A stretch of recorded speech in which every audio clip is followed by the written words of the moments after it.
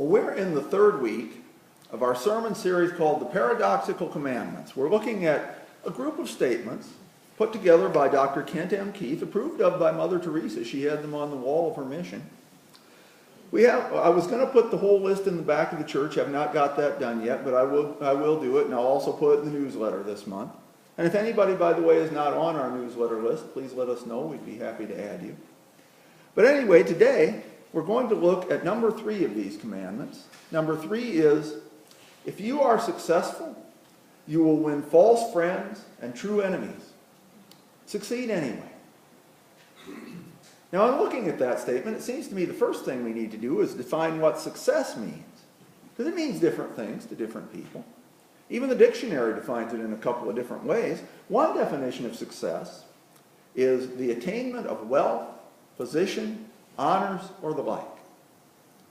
And that really is probably the definition that most of us use. Oh, sure, we'll pay lip service to success lying in family or friends or happiness, something like that. Maybe we even mean that when we say it. But you know, for most of us, if someone came up to us and said, name a successful person, first names that would come to our minds would not be somebody with a loving family or good friends or happiness. If someone said, name a successful person, first names that would come to our minds would be wealthy people or top business leaders or famous entertainers or athletes or politicians, powerful people, something like that. That's what most of us think of at first when we think of success. And when we succeed that way, then our commandment is definitely true. People who reach the top, people who have wealth and who have become famous, they usually do win false friends. Have all kinds of people around them wanting some of that money, wanting some of that reflected glory. They usually have true enemies as well. When someone reaches the top, it's always other people looking for a chance to take them down.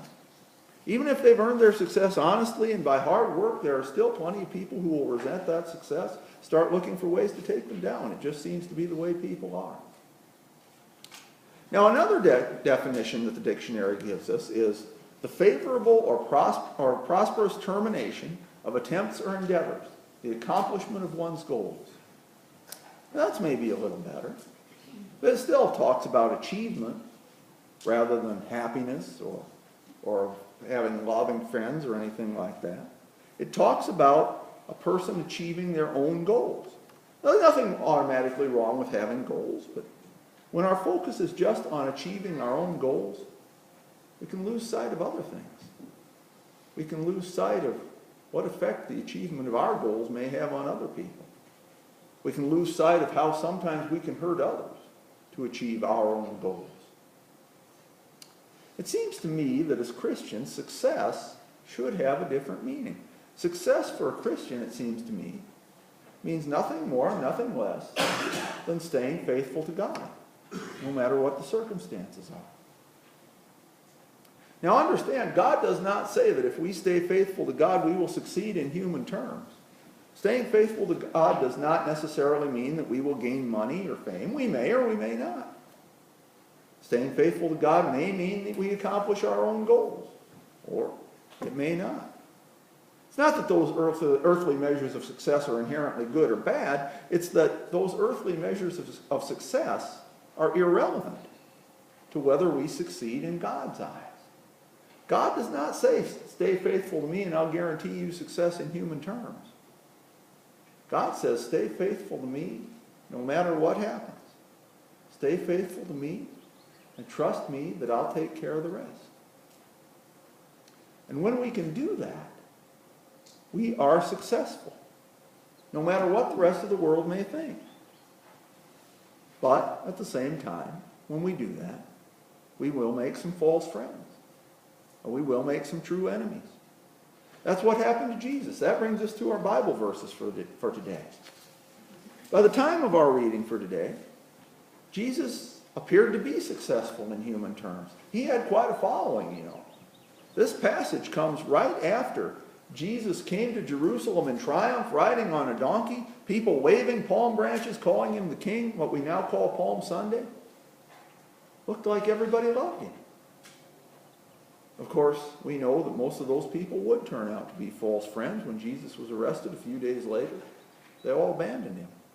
In fact, a lot of them turned against him and became true enemies of his. But Jesus also had a lot of enemies among the Jewish leaders. The Pharisees, the Sadducees, those are the people we heard about in our Bible reading. Some of those enemies tried to pretend that they were friends. Look at how the Pharisees came up to Jesus in our reading. They say, "Teacher, we know that you are a man of integrity. You are not swayed by others. You pay no attention to who they are.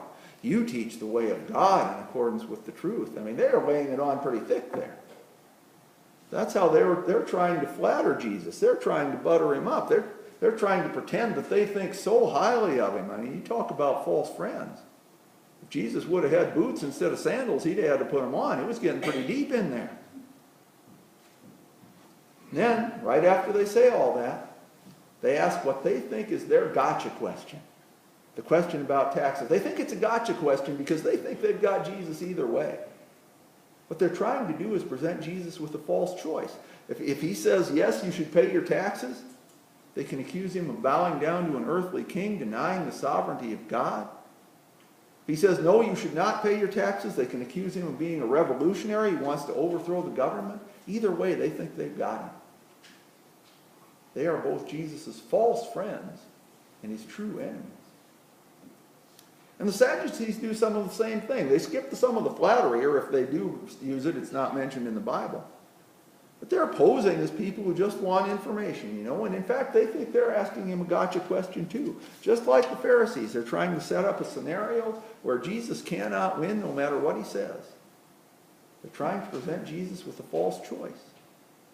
They are both false friends and true enemies. But as you heard, Jesus did not fall for it.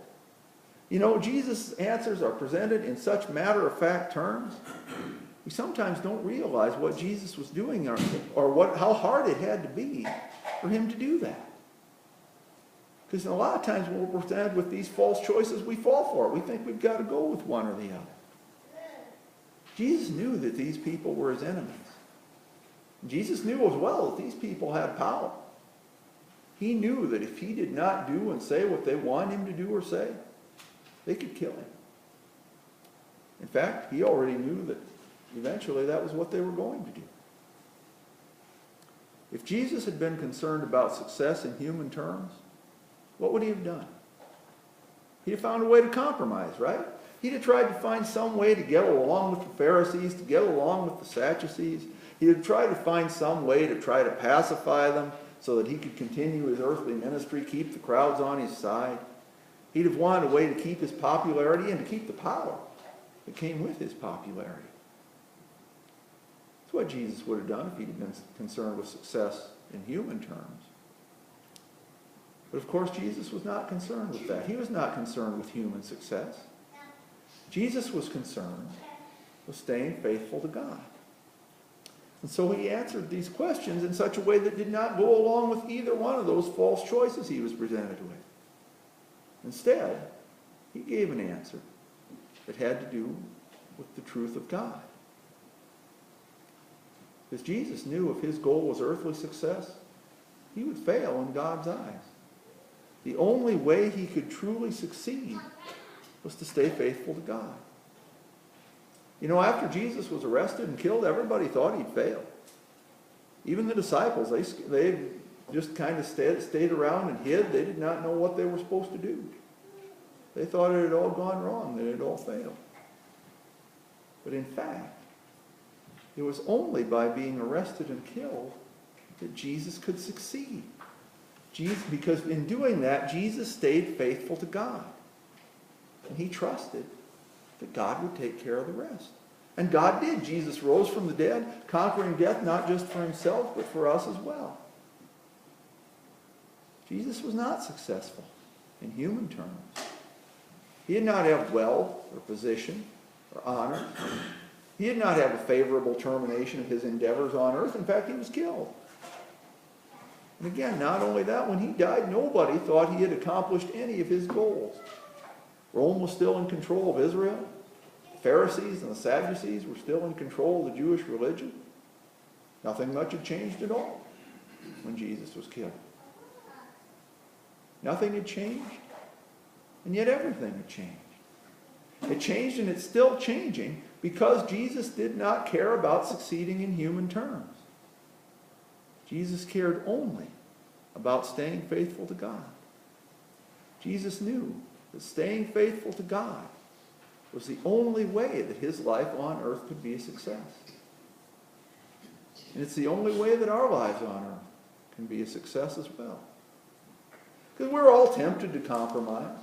We're all tempted to try to find a way to avoid trouble, to try and find a way to get along. We're all tempted to want wealth or power or honors or popularity. And we're all tempted to do whatever it's going to take to get it. But again, if our goal is earthly success, we're going to fail in God's eyes. The only way we can truly succeed is to stay faithful to God. Again, that may mean that we gain money or power or fame, or it may not. It may mean that we get to accomplish our goals, or it may not.